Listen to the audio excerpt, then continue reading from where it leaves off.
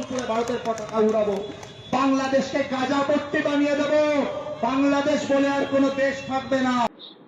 মুসলমান ঘুমায় থাকলে চলবে না। আফসোস আমাদের জন্য, রাষ্ট্র যাদের হাতে, এই ৫৬,০০০ ভূখণ্ড রক্ষা করার দায়িত্ব যাদের হাতে, তারা যদি অলসতার ঘুমে বিভোর থাকে, তাহলে রংপুর, তারপরে সিলেট, চট্টগ্রাম, খুলনা, এগুলো বাংলাদেশের ভূখণ্ড থেকে আলাদা হয়ে যাওয়া এটা খুব দুরূহ ব্যাপার, যদি এখন আমাদের ঘুম না ভাঙে।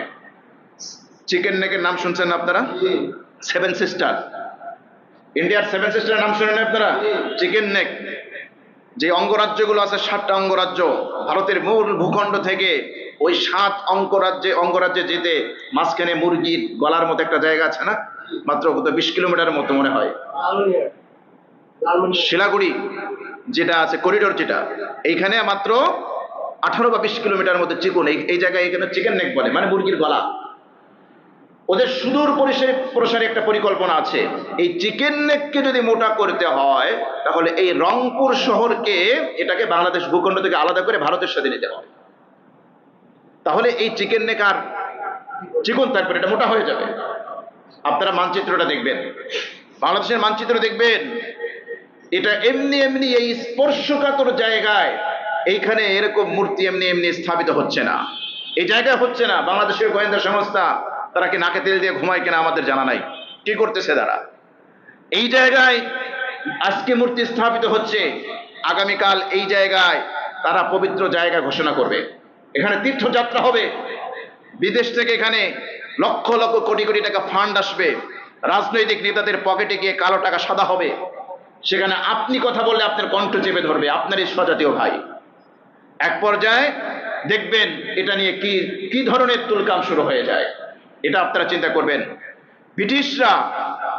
ব্রিটিশরা যখন ভারত দখল করলো, সর্বপ্রথম তারা কি করেছিল? ধর্মীয় প্রতিষ্ঠানগুলো সব বন্ধ করছিল। বাংলাদেশে দেখবেন এটা শুরু হয়েছে। অপরাধ এটা কম বেশি সবাই করছে, কিন্তু যেভাবে ধর্মীয় প্রতিষ্ঠানের বিরুদ্ধে বিষোদ্গার করা হচ্ছে, আবার অপরদিকে মূর্তি সংস্কৃতি একেবারে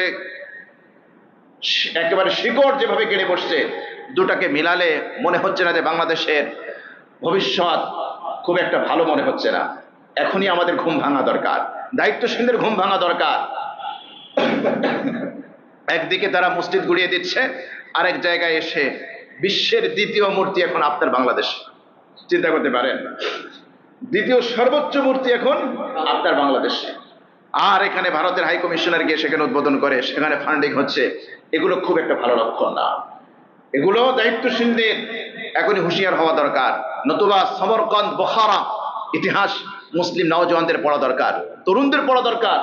বোখারা, সমরকন্দ মুসলিম ঐতিহ্যের লীলাভূমি ছিল, এক সময় যেখানে ইসলাম চর্চার প্রাণ কেন্দ্র ছিল, সেটা কিভাবে হাতছাড়া হয়ে গেল, এগুলো আমাদের চিন্তা করা দরকার, এগুলো আমাদের ভাবা দরকার।